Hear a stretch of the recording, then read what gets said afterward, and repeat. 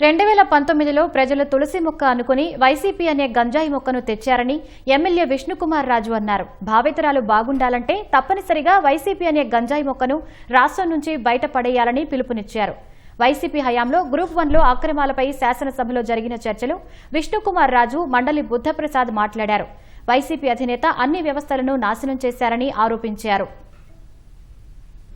19లో తులసి మొక్కలు నాటుదామని చెప్పి రాష్ట్ర ప్రజలు అనుకున్నారు అధ్యక్ష. కానీ అది తులసి మొక్క కాదు అధ్యక్ష, గంజాయి వనాన్ని తీసుకొచ్చారు అధ్యక్ష. తర్వాత ఇప్పుడు దాని రిజల్ట్స్ చూడటం జరిగింది అధ్యక్ష. రాష్ట్ర ప్రజలు సుభిక్షంగా ఉండాలనుకుంటే, లేకపోతే రాష్ట్ర ప్రజలకి తాలూకా పిల్లలకి సుభిక్షంగా ఉండాలనుకుంటే, వాళ్ళు మనవలు, తమ్ముళ్ళు, చెల్లుళ్ళు సుభిక్షంగా ఉండాలనుకుంటే అధ్యక్ష, తప్పనిసరిగా ఈ వైఎస్ఆర్సీపీ అనే గంజాయి మొక్కల్ని మాత్రము ఈ రాష్ట్రం నుంచి బయటికి పడేయవలసిన అవసరం ఉంది అధ్యక్ష. దానికి ప్రతి ఒక్కరు సహకరించాలి అధ్యక్ష. ఇదేదో పొలిటికల్ గా వాళ్ళు లేకపోతే మేము వచ్చి ఇక్కడ సీట్లలో కూర్చుందామనే ఉద్దేశం కాదు అధ్యక్ష. అత్యున్నతమైన పదవికి వెళ్లే వాళ్ళు ఎగ్జామినేషన్ పేపర్లు, ఒక ప్లంబర్లు, ఎలక్ట్రీషియన్స్, ఒక కుక్స్, వాళ్ళ చేత ఈ ఎగ్జామినేషన్ పేపర్ దిద్దించుకోవడం అంటే అంతకంట చదువుకున్న వాడికి, ఎగ్జామ్ రాసిన వాడికి అంతకంట అవమానం ఇంకే ఉండదు అధ్యక్ష.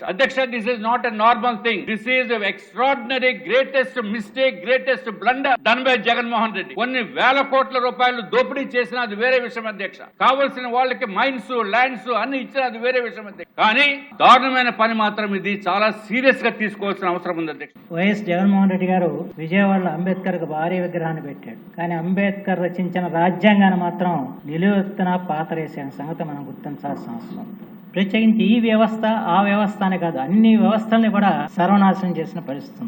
అన్పార్లమెంటరీ లాంగ్వేజ్ ని శాసనసభలో ప్రవేశపెట్టిన ఘనత జగన్మోహన్ రెడ్డి అని చెప్పి మాత్రం మనం ఒక బూతుల భాషకి దీనికి వేదిక చేశాడు. మీకు తెలుసు, అబద్ధం అన్న మాట కూడా మనం మాట్లాడకూడదు, దీంట్లో సత్యదూరం అని చెప్పాలి. అలాంటి శాసనసభలో ఎలాంటి భాష ఉపయోగించారు, ఎలా కుటుంబ స్త్రీలను కూడా శాసనసభలో ఏ విధంగా మాట్లాడారు, స్త్రీల పట్ల ఏ విధంగా అనుచితమైన వ్యాఖ్యలు చేశారు, ఇవన్నీ చూస్తామంటే ఎంత బాధ అనిపిస్తుందో వేరుగా చెప్పాల్సిన అవసరం లేదు. న్యాయ వ్యవస్థను కూడా వదిలిపెట్టల. ఒక తెలుగువాడు సుప్రీంకోర్టుకి ప్రధాన న్యాయమూర్తి అవుతాడని చెప్పి ఆయన కాకుండా చేయాలని చెప్పి ఆ రోజున అధికారుల చేత పత్రికా సమావేశాలు పెట్టి, పిటిషన్లు పెట్టి దాన్ని నిరోధింపజేయాలని చెప్పి ప్రయత్నం చేసే సంగతి కూడా ఈ సందర్భంలో మనం గుర్తు చేసుకోవాలి.